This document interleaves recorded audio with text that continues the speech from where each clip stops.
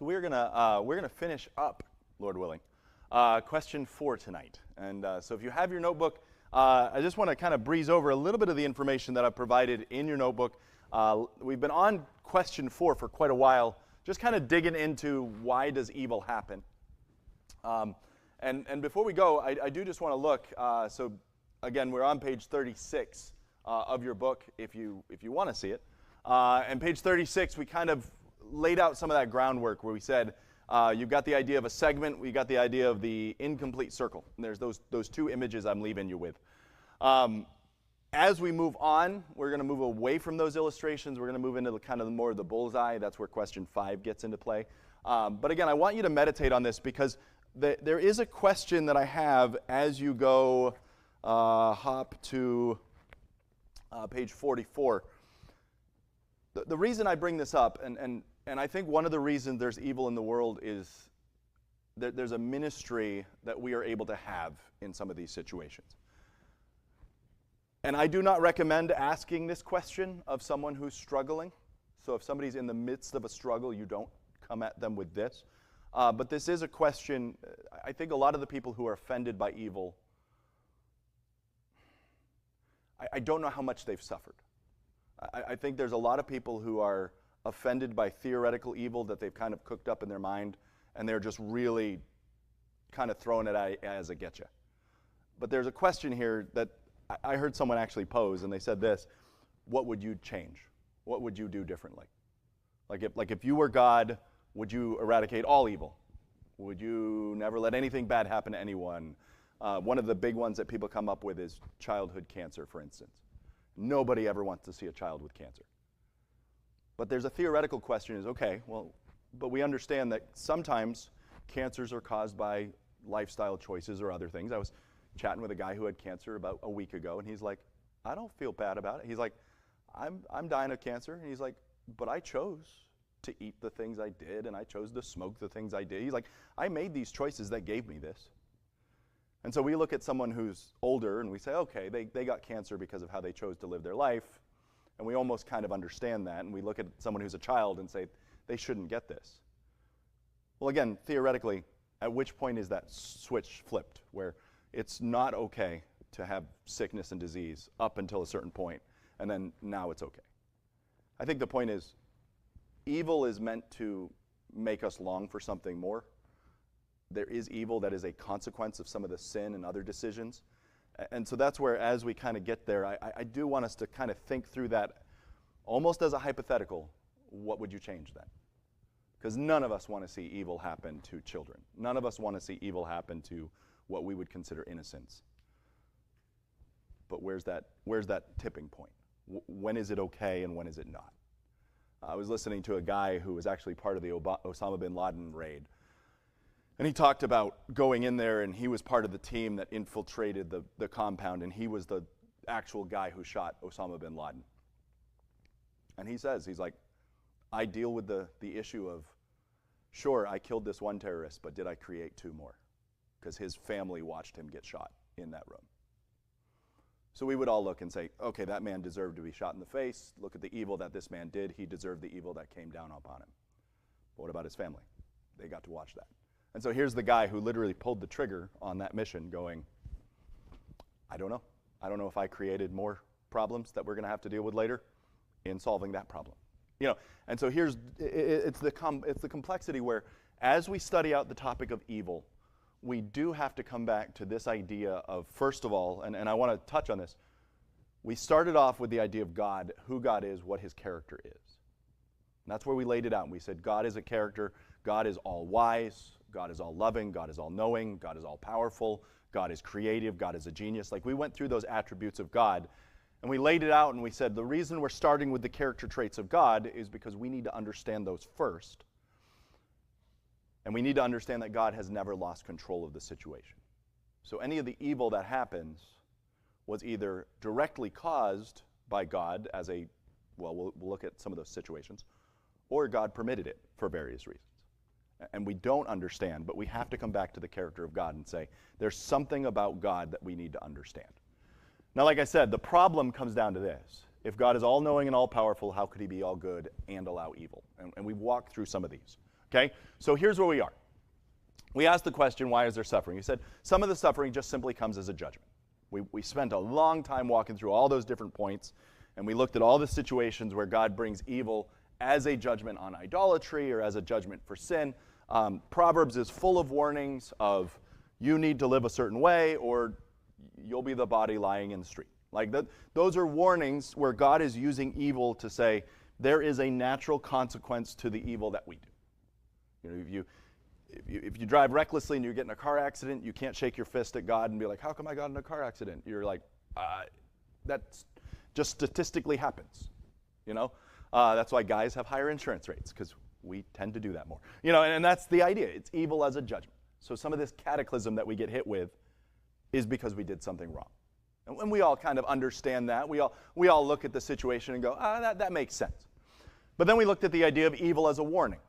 And we said there are times in the Bible where God allows this smite a scorner so that the other person can learn. And we looked at some of those situations and we said there are times where a warning sign is put up that says do not go down this road or the same thing will happen to you. And so evil as a judgment, we said evil as a warning. We also kind of looked at this idea across as evil as a way of growing. Because there are difficulties, there are challenges, there are things that happen that God is doing it to grow you in a certain way. All right? And so again, we'll look at some of these verses, but there are certain truths that we walk through and we say, okay, so God has allowed these trials, allowed these struggles, so that then I will grow closer to Him. Okay? And so before I was afflicted, I went astray. That's one of the Bible verses that we would bring up. And so I want you to see this. So Psalm 119, we were going to look at this last week, but again, I decided to give the full time to Brother Steve because I really thought what he had to say was more important than squeezing in a really, really quick Bible study. And so what I want you to see here is Psalm 119. Now remember, Psalm 119 is one of these passages where David is going through and talking about the importance of being in the Word. So this is part of why I say we need to have a full understanding of God and His character. But we also need to have a love for His Word. The love for His Word is going to help us understand who He is even more. And I think there's a lot of times where we struggle with evil, but we're not actually bathing ourselves in the Word of God. And so we're kind of trying to run the computer without it being plugged in. It can only run for so long before it wears out. And so I want you to see this because what David is doing is David is saying, I want the benefits of a godly life, and the only way I know how to get those benefits is by doing it God's way. And so he starts, like almost every verse in Psalm 119 has a reference to God's Word, because that's how you live the godly life, is by being in God's Word. And look what he says. He says this, and again, there's these little segments, all right? And so this specific segment it starts out at verse 65, and it goes down to verse 72. It's a segment of Psalm 119. And so David has looked around him. He's seen, I want that lifestyle. How shall I clean up my way? By taking heed thereto according to thy word.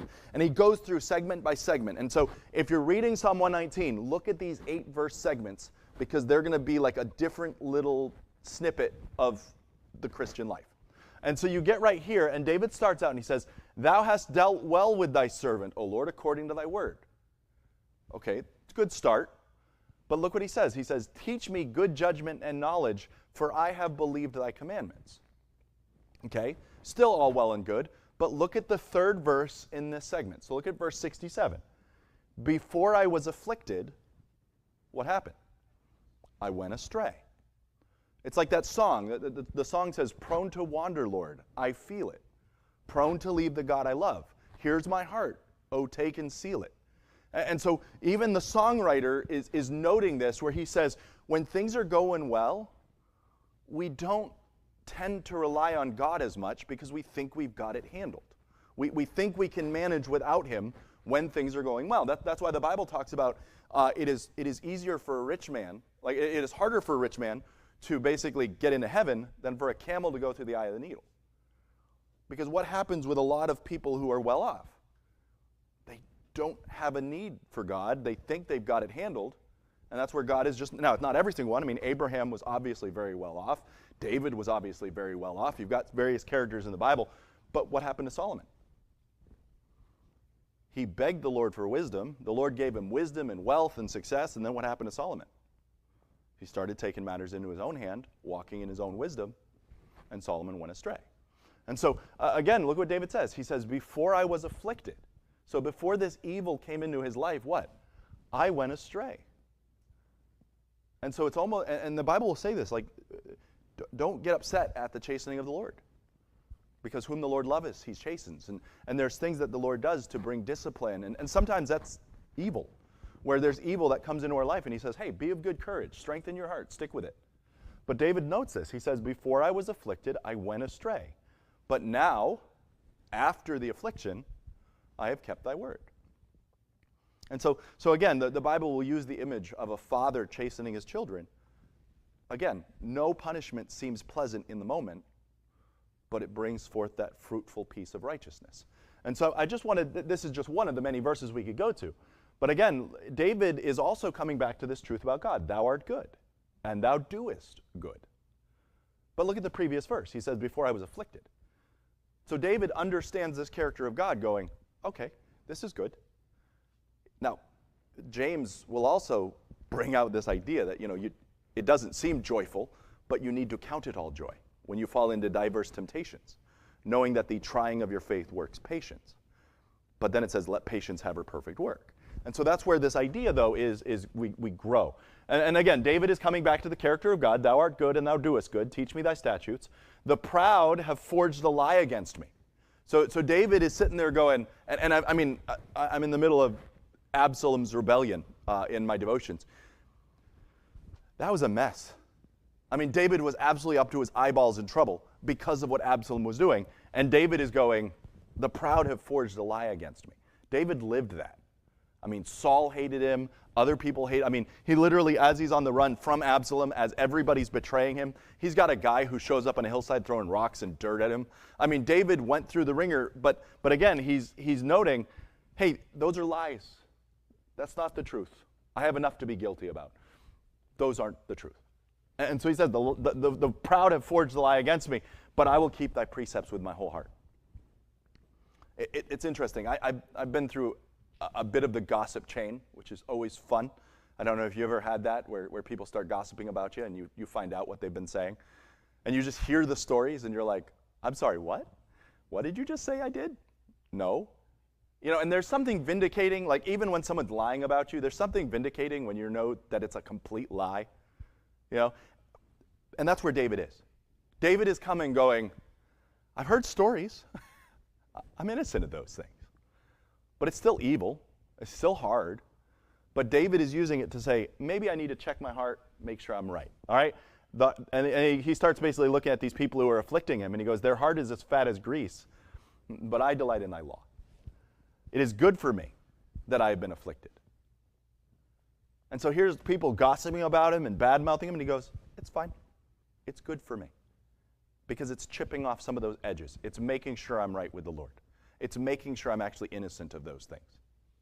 Because David at one point goes, yeah, there's some of this that I deserve. But there's other things that he's like, I'm innocent of this. And so I want you to see with David, he's saying, it is good that I've suffered these things, this evil, because I've grown closer to the Lord, that I might learn thy statutes. The law of thy mouth is better unto me than 1,000 of gold and silver. Again, I'm sure most of us at some point in our life have had a tooth problem. You start to appreciate some of the verses that talk about a broken tooth when you've had a broken tooth, because now that verse makes more sense.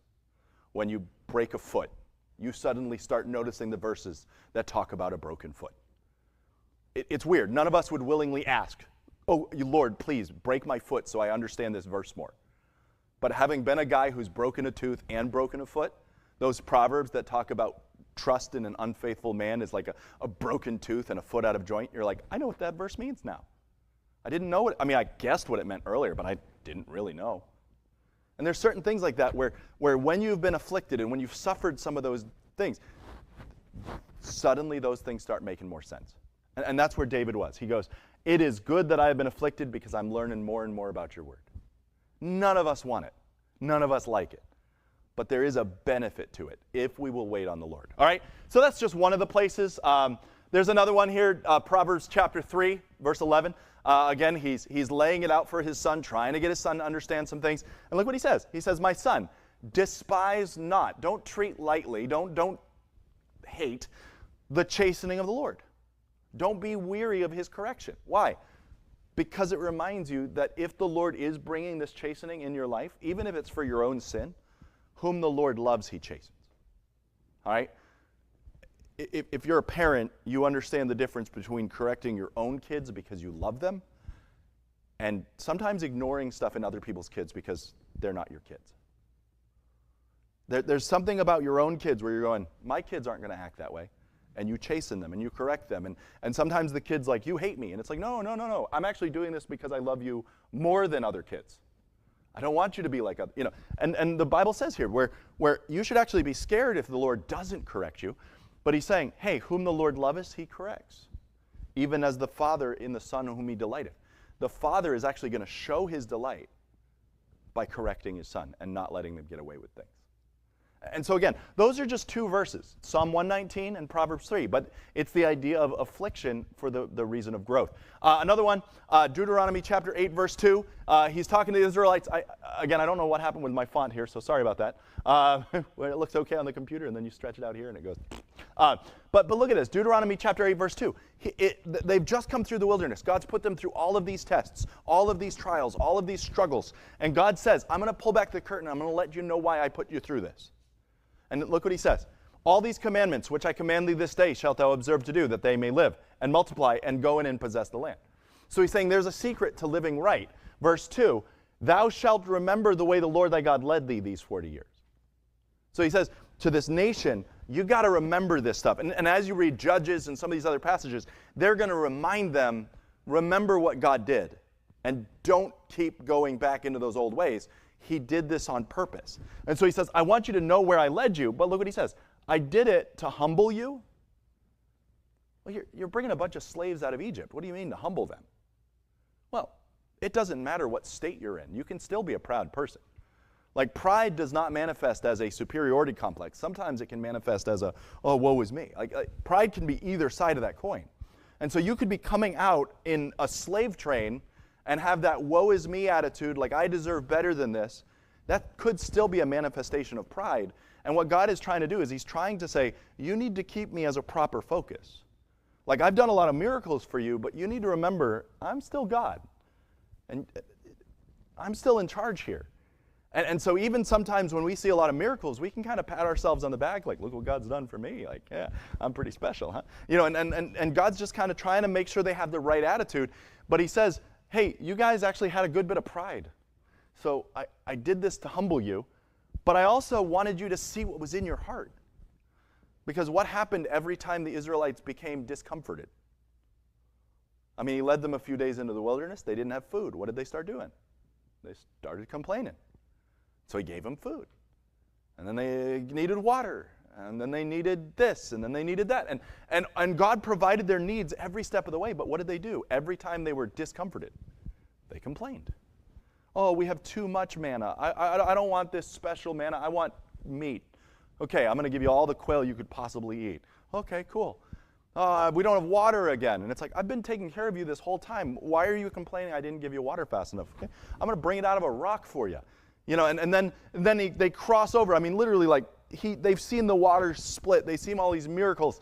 And they go into the promised land as spies. And what do? They're like, those guys are too big for us to fight. And he's like, I took out Egypt. I took out Egypt. I parted a sea. I fed you with all this stuff. Do you think the giants are too much for me to handle? But what did they do? They revealed their trust. They weren't trusting in the Lord. And so there was that level where God said, I put you through this really to see what was in your heart. And it came out bad. And I wanted to see whether you would keep these commandments or not. And again, I love this passage in Deuteronomy because it literally says, God did this to figure out where you stand. He put you through this affliction to show what was in your heart. And he says, and he humbled you, and he suffered you to hunger, and he fed you with manna. Now, he fed you and fed you and fed you to the point that you got sick of it. But it was actually good food. You just got tired of it because it was the same food over and over and over. And he says, hey, I put you through monotony. I put you through the rigor. I put you through hard times. I put you through good times. I put you through all of this stuff. And look what he says. I wanted you to understand that it's through me that you live. It's through the word of the Lord that you live. You live at my power. You live at my discretion. I wanted you to understand that. So if you face giants, I can take those down really easily, but you've got to trust me for it. But what happened to those 12 spies? 10 of them were like, we can't do this. And 2 of them were like, let's go take them on. But the people listened to the 10. And so God goes, you really didn't trust me. But then God reminds them of their provision. He said, look, your clothes never wore out. You know, it's funny. I was just chatting today with my mom and Deb. I had a pair of khaki pants, and I was noticing that the hems were all frayed. So I was like, okay, maybe I can get the hems fixed. And I start looking at the pants, and we're talking 1 year's worth of use. And the back of the pants are all worn out. The hems are all worn out. And I'm like, that's 1 year of use. Like sitting in a car, driving to a teaching job, driving home, and changing. And somehow they're just worn out. 1 year of use. And what God is doing is he's saying, you guys wandered through the desert for years, and your clothing never even wore out. Your shoes never wore out. Nothing did. I took care of even that minor little detail. As I fed you, and as I led you, and as I protected you, and as I made sure you didn't die of all these random things that can kill you in the desert. But you still didn't trust me. But I provided all those things every step of the way. But it showed where their heart was. And look what it says.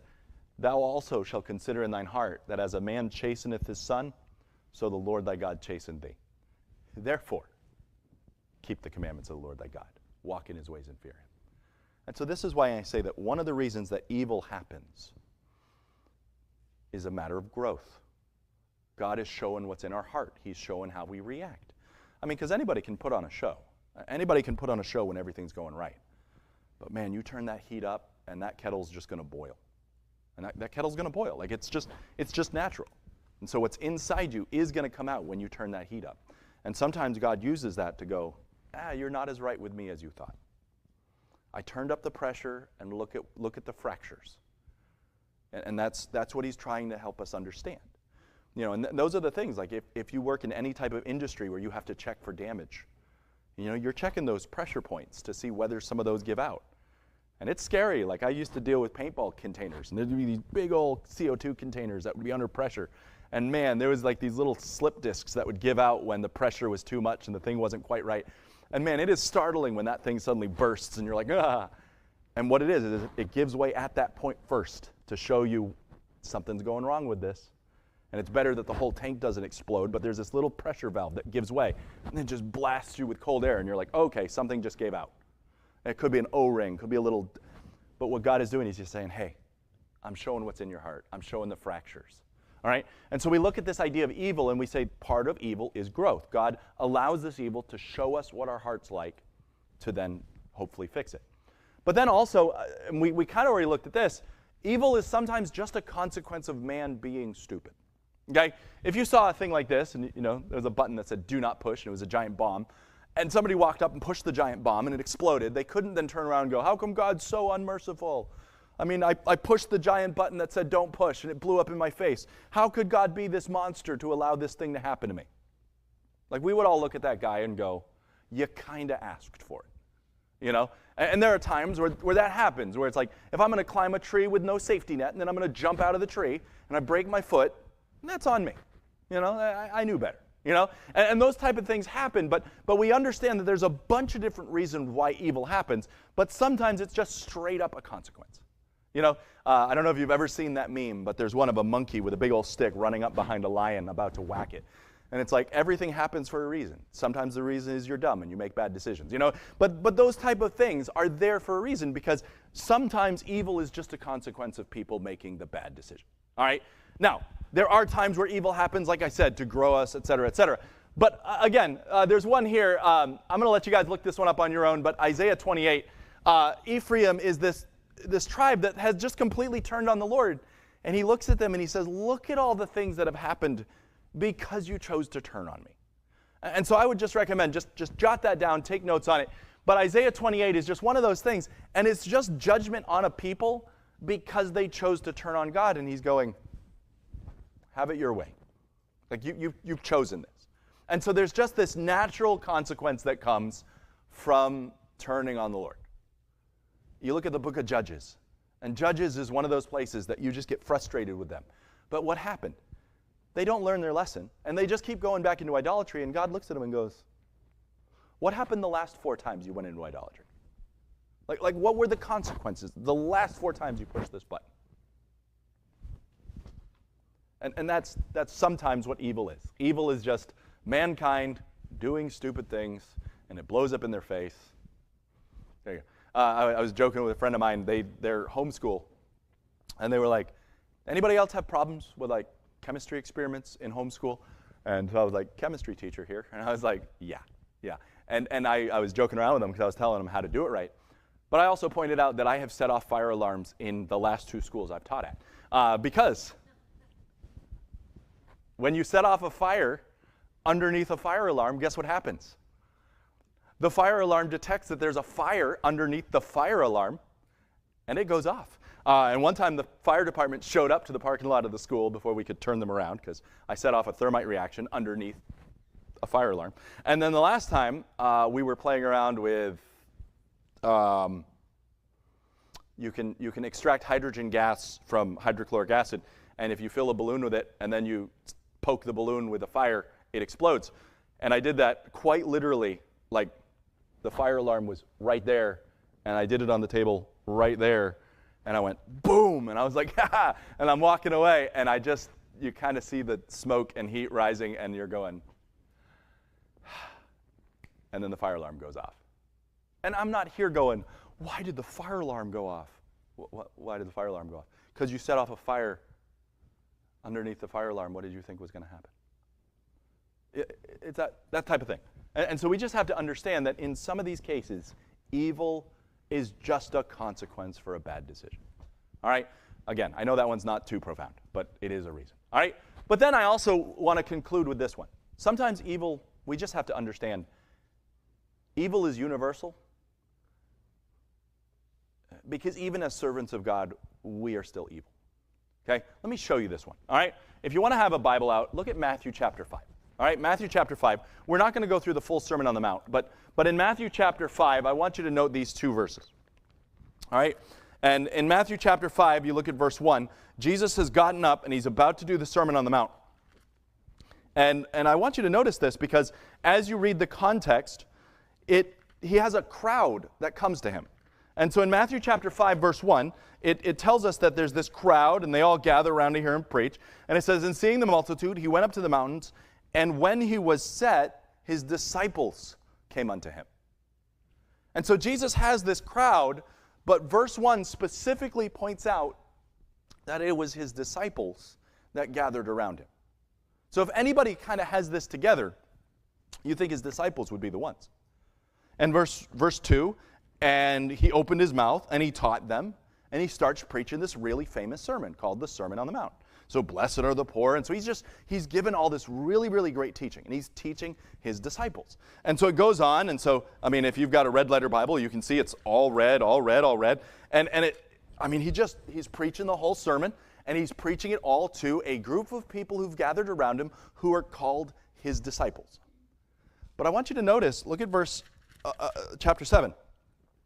Chapter 7 is that famous passage where it says, judge not, that you be not judged, for with the same judgment you judge, you shall be judged. And he goes down through that whole narrative, and he's talking about the beam in your brother's eye and the mote in your brother's eye. So he's talking to his disciples, how they're to interact with each other. But then look, verse 5, he then says, thou hypocrite. So someone who's trying to help someone else while not dealing with their own problems, he says, you're a hypocrite. And you're like, that's not polite to say to your disciples. Okay, thou hypocrite, first cast out the beam out of their own eye, and thou shalt see clearly to take the mote out of your brother's eye. You're like, okay, that's harsh. But again, Jesus was very blunt sometimes. Verse 6, give not that which is holy to the dogs, neither cast your pearls before swine, lest they trample you under their feet and turn again and rend. But then, as you keep going, look at verse 11. He talks about how God gives gifts to mankind. And he says, if you, being evil, know how to give good gifts to your children, how much more shall your Father who is in heaven give good gifts to them that ask him? And so I want to note this because we have this idea of like, why do the innocent suffer? And I don't deserve this, and I don't deserve to have. But what God's doing is he's just bringing up the fact that compared to God and compared to the holiness that God is, none of us measure up. We're all below God on the holiness level. And the Bible says things like the wages of sin is death, and there are consequences. But I want you to note that because God is talking to his disciples, and he says, if you, compared to God, being evil, can do this, then how much more would God do? And he's just noting the fact that in God's eyes, none of us measure up. In God's eyes, none of us measure up to God's glory. We are all deserving of consequences, and in fact, it's the grace of God that we don't have more consequences. And we live in a sin-cursed earth that we're not meant to be comfortable in, and so there's some of these levels where you're like, okay, why is there evil? Pick one. There's a whole world of reasons why there's evil in the world. But partly there's evil in the world because we, as humans, are evil. Now, we're not as bad as some other people could be, and we're not as bad as we could be, but the fact is we are still evil. Like if God got rid of all evil in the world, guess what? We would probably vanish too. And so those are just things to think about, because as we understand the holiness of God and the glory of God, we don't measure up. And so there is a level of evil that's going to come on us. But that stuck out to me this week as I was studying, that God looks at a group of his disciples, and I had to go find it because someone was referencing, and I was like, I don't know that he's talking to his disciples. So I went back to the beginning of the sermon, and I was like, that's right there. He's talking to his disciples. And there's a group of Jesus followers, and he goes, hey, you hypocrites, if you being evil know how to... Never saw that before. And so as we look at the reason for evil, there's a lot. And so again, we come back to this, and we have to elevate God and say, God can take evil, and he can use wickedness and all of this, and he can do great things with it. So we understand God's control. We understand the thing God brings into our life. And I've used this quote, God can draw a straight line with a crooked stick. If you look at page 41, we understand that God can really do whatever he wants. 41 is kind of a Bible study for yourself. But on page 41 is all these verses out of Exodus, which basically show God hardening someone's heart. We spent a long time, I think Sunday actually, going through what hardening the heart meant. And again, all hardening the heart is God giving you the courage to resist him. That's it. God does not need to convict you of sin. And it's the grace of God that he convicts you of sin. And so when you feel bad for the sin you've done, you should be thankful for that, because that's a gift of God to say, stop doing that. It's like if I reach out and I put my hand in a fire and I'm feeling the pain of that fire, I should thank the nerves in my hand that I can feel that pain, so I pull my hand away and stop doing that. Your conscience is like the nerves of your spiritual system. And the Bible says, do not sear your conscience as with a hot iron. And so if you're not feeling guilty for the sin you've done, that should be a warning sign that there's something wrong.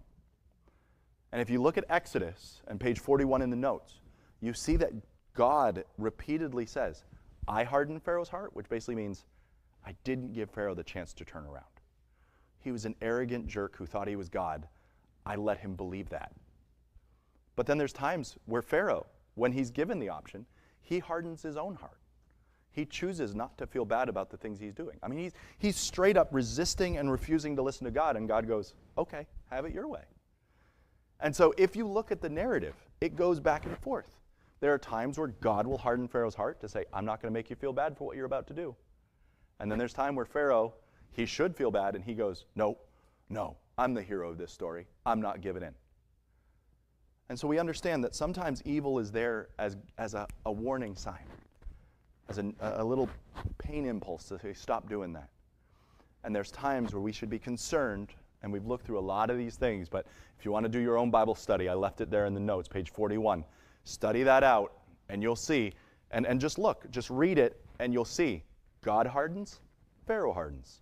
God hardens, Pharaoh hardens. Pharaoh hardens, God hardens. It goes back and forth. All it is, if God leads you to repent, you should be thankful for it. If God disciplines you to the point that you go, I was doing the wrong thing, and you turn around, you should be so thankful that God was kind enough to get you out of that. But again, if you're comfortable in that sin, it's really, really bad. And most of the really terrible people in history were comfortable in their sin, and they just dug deeper and deeper and deeper, and then God just utterly destroyed them. And that's why the Bible says in Proverbs, he that being often reproved hardeneth his neck, what? He shall suddenly be destroyed, and that without remedy. So you turn when you can, all right? And so we're not going to go back through that again, but I want you to notice that. And so why is there suffering? Well, summarize it all like this. First of all, there's suffering because God is all-powerful, all-knowing, and all-good. And God can choose at any moment to bring the discipline and bring the evil and bring the hardship. He can do it at his timing, all right? Sometimes he does it, like we saw, as judgment. Sometimes we saw he does it as a warning to correct other people so they don't follow that example. Sometimes he does it to cause growth. Sometimes he does it as a consequence. We never had a problem with those, all right? And then, like I said, since we are all universally sinful, obviously there's going to be universal evil, all right? So let's land it, and we'll wrap it up like this. So if God is all-knowing and all-powerful, how can he be all good then? How can evil be good? How can any of this be used for God? Well, like I said, God can do this, but what we need to know from our side is this. God has never lost control. So when all of this evil is happening, I mean, you study out any of the sources that I linked in the notes. God has never lost control at a single moment in all that. He can work through it. He can work by it. He can redeem any of those situations. There's going to be mysteries we cannot explain. So there are going to be some things that you look at and you go, why did you do it that way? I don't know. But we have to trust to the intelligence and genius of God that he did things on purpose. We also understand based on Hebrews, and so if you want to see this one, Hebrews 12:11, I'll read it. But we understand that no grief is good in the moment. We're never going to find it pleasant to go through evil, all right? But in Hebrews 12, verse 11, it says this, now no chastening for the present seemeth to be joyous. But, look what it says, but it's grievous. Nevertheless, afterward, it yieldeth the peaceable fruit of righteousness unto them that are exercised therewith. It's like a workout. No workout ever feels pleasant when you're working out, but afterwards you're like, I feel better sometimes. But the idea is grief is never good in the moment. Hardship's never good in the moment. Chastening's never good in the moment. But again, when it breaks you of that thing that was going to kill you, it's good. All right? We also have this idea. I think we have to get away from the idea of why do innocent people suffer? Because again, the only innocent person in the history of the world was Jesus Christ. The only truly innocent person. We understand that when we're talking about a kid, we obviously describe them as innocent. They don't deserve what happened. But again, the only truly innocent person, the only truly sinless person was Jesus Christ. And he suffered about as brutal an evil as you could imagine. But that was for our good. And again, that's where when we do talk about things like the children and other things that we go, why did that happen? I don't know. We don't know that one for sure. But we do know that God has never lost control. And we do know that God is still at work. God has never left that situation to say, fend for yourself. We know that God is working. But then this is where we, as Christians, can redeem some of this because we can turn the grief that we've suffered into help for other people. So let's take something trivial.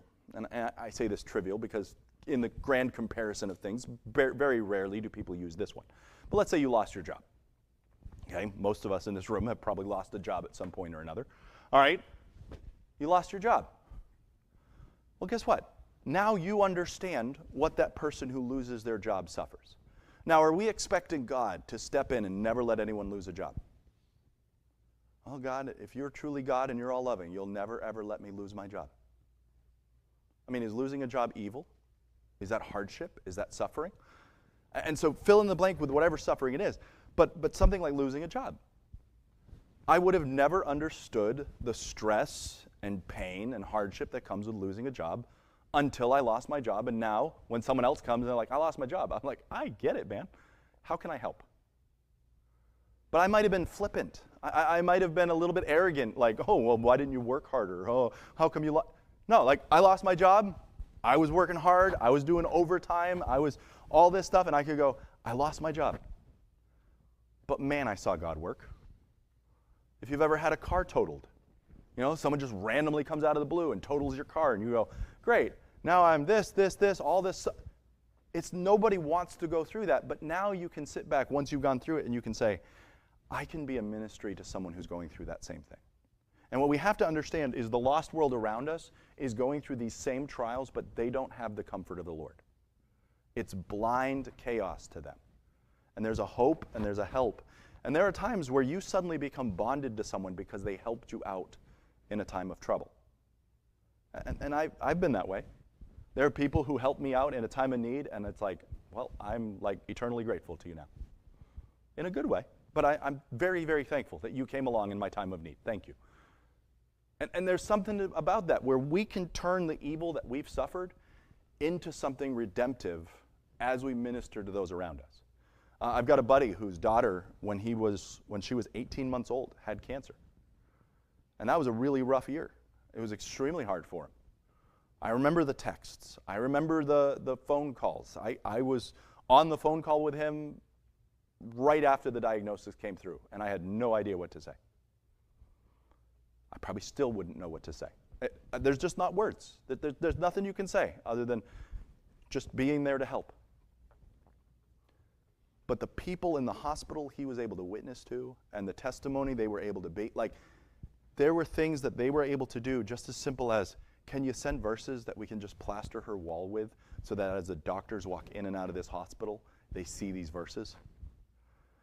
And there's something about someone who has the strength to go through that treatment and go, it's not easy. It's not something we're always happy about. It's not something that we have a full grasp of sanity about. The Bible says surely oppression makes even a wise man kind of lose his mind a little bit. But there's a level of us as Christians when we go through that suffering and they can see and go, what do you have that I don't? Why is it that you have a character, like what gives you that strength? And then you can share the testimony. And something as simple as there's memory verses all over the wall. So guess what they have to read every time they walk in? And so those are the things where we can turn the grief that we go through, we can sustain by holding on to Christ, and we can use it to minister to other people. And so again, those are just some things. Now, one of the things I just want to remind you of is this. Hebrews 13, verse 14 says this. Hebrews 13, verse 14 says this. For here we have no continuing city, but we seek one to come. We live in an evil world. We live in a world that's plagued by sorrow and grief. This isn't the way the world was meant to be. God did not create the world and go, it's very good. Oh, look at all that cancer. No, that's good. No, like none of that's good. None of that's the way it's supposed to be. But because of sin and because of us turning on the God, these things came into the world. It's a reminder of something better we have in front of us. Again, I just want to leave that reminder. And so when we talk about God being all good, He is. The world isn't good, though. And the suffering isn't good, but God can redeem it. And so just kind of keep these things in mind as we kind of wrap that up. All right, so that brings us to the end. As far as your notes are concerned, you can, if you doubt that there's evil in the world, you can look at some of those sources. Page 42 and 43, there's just some extra Bible study that you can do, talking about innocent suffering and all that. But we've covered pretty much everything. But I've left you some extra stuff to work through in the notes. If you don't have those pages, there's still some extras. But as we close, though, I do want to take time for questions or comments because we are now wrapped up lesson number 4. And so, Lord willing, next week we'll move into lesson 5 and start wrapping up this series. So, questions or comments? I know that was a little deeper, but. All right,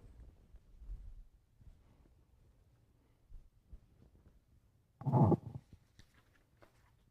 Just a comment, because sometimes it's hard to reach out or, how do I say it, when you talk to other people to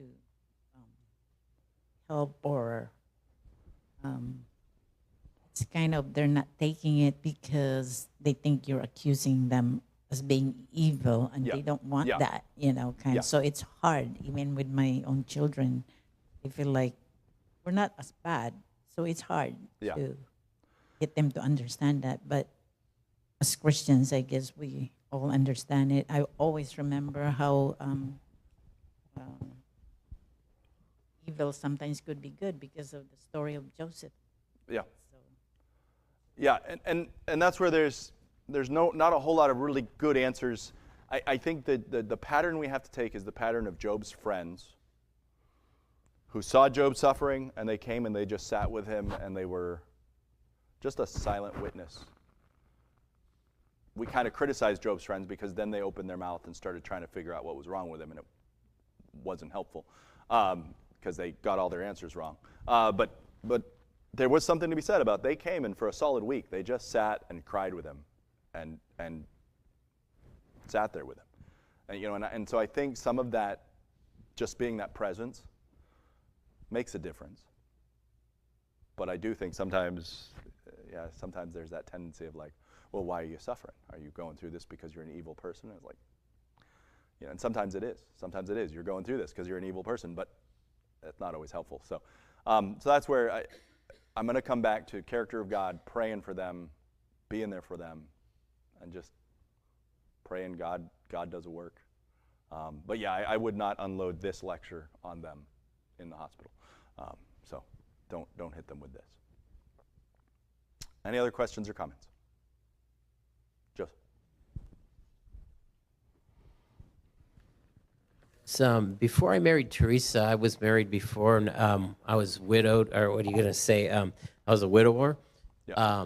I had a wife before her that was a very godly woman, and she died of ovarian cancer. But, going back to what you said, this reminded me, she was given so many opportunities in her journey through that.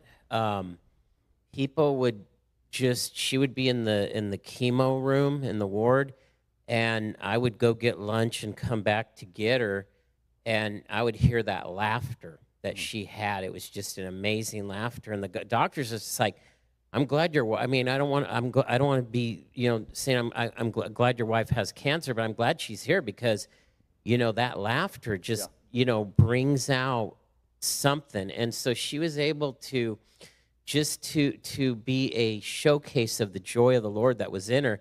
And I never knew anybody that was as fearless as her. It was just amazing because she had this cancer, and she was not afraid for one moment because she knew where she was going. And so I just thought I'd bring that up because it just ties into what you said, that, this suffering that she went through ended up blessing a lot of people. And it's just right there. God allows us to go through this. We don't know why. I don't know why, because it was just a tragedy in my life. But that kind of suffering, though, you look at it, and, it just worked on me as well to be a better Christian in my life and to understand more. But, like I said, I never had the answer. I always, I won't lie. I asked God, why'd you allow this to happen? I did ask that. And, I just got to the point where, why would you allow me to get married for 7 years to this wonderful lady and then she's gone? And, and I just kind of parked it there. And one day I was in a store, and I just brought that up to somebody, and this lady heard me. And I think I got my answer. She was, a believer, and she says, Joe, she says, your name's Joe, yeah. She says, has it ever occurred to you that, you were in her life to take care of her? Because at the time, she had no one else when we got married. So anyway, I just wanted to bring that up because I was, kind of hit a spot. So that is very true what you said. So. Yeah. And I love the fact about God that he can do multiple things at the same time. So I think there's a lot of times where we are bending ourselves out of shape going, why is God doing this? And it could be he's doing this for this reason here and for that reason there and 12 years down the road for that reason there. And he's letting you suffer it so that 14 years down the road like when I talk about what would you change, I'll make a comparison to genetics because, of course, you guys all understand genetics. But if you've ever studied anything like that, they're trying to track the human genome, because they want to tweak stuff. But what they're finding is the more deep they go, they're finding a gene over here that messes with something over here. And I think they call it a portal gene, where it's like they're not connected at all, but you mess with this thing here, and for some reason it changes something way over here. And they're going, why is that? I don't know, because God did it that way. And so I think there's a lot of times where we look at this problem of evil and we go, man, if I were God, I would change this one thing right here. But what we don't understand is this one thing right here is connected to this thing over here, which is connected to that thing over there. And God's doing multiple things at the same time. And in our finite human wisdom, we go, I don't get why God would do this. But I think remember back when we were talking about the character of God, I said, God's will is what you would do if you had all the information. Because I think there's things that we go, I would tweak this right here because I didn't like it. But what we don't understand is that's connected here, it's connected over here, it's connected over here. And by changing that one thing, everything changes. And God, in his wisdom, goes, that's exactly what I want to happen. And I'm not doing it because I hate you.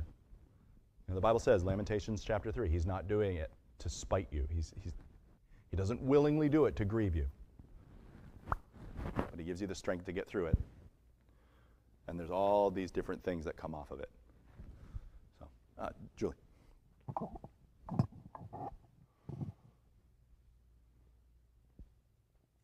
lot of people in the church know that I have been through a lot of things as others. And sometimes I think God brings us to our knees to humble us, to teach us gratitude. And if you survive something, he lets you know that we all need him. And if by his grace you survive whatever it is,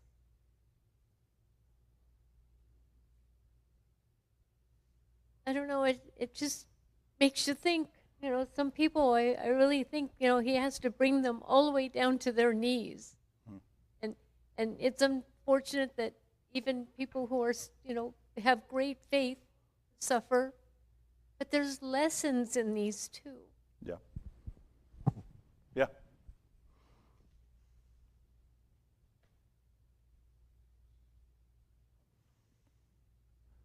This is part of the blessing of being part of a local church.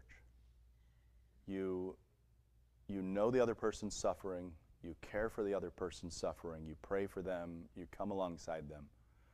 This is why it's good to share some of these things, because you can say, hey, I've been through that too, how can I help? There's just something about, you might not even have all the answers, but just that presence, just that person who you're like, you're praying for me, and I know you are, thank you. Like and that's why I said, we as Christians, we can turn our grief into this help for both other believers, and we can look at people and say, hey, what's your secret? And it's like, just trust in the Lord, just taking a day at a time. And I've talked to people who suffered through serious stuff, and they look at other people who suffered serious stuff, and they go, I don't know how you survived that. And that person turns around and goes, I don't know how you survived that. And it's like, because God gave me the grace to go through what I was going through, and he gave you the grace to go what you were going through, because that's who God is. And that's, again, we as a church can come alongside each other and lift each other up, and that's the blessing that comes. We're not going, I'm better than you. We're going, I serve a great God, and I can come alongside you in your time of need and help you continue to serve a great God. But yeah, he brings you to your knees. I mean, we've all had that. Final questions or comments as we wrap up? We've got David. To add to what you were saying, like the verse Romans 8:28, all things work together for good to those who love God. And I read a passage in a book once by Spurgeon who said, and I'll never forget it, because it helps me to understand this type of what you're talking about. And he said that, talking about Job, he said that God took the metal that Satan used to try to destroy Job, and he created a trumpet to sing his praises. I thought this was such a powerful thought, that God takes the evil in our lives, he turns it into good. He takes it, he uses it for his glory and our good. Yeah.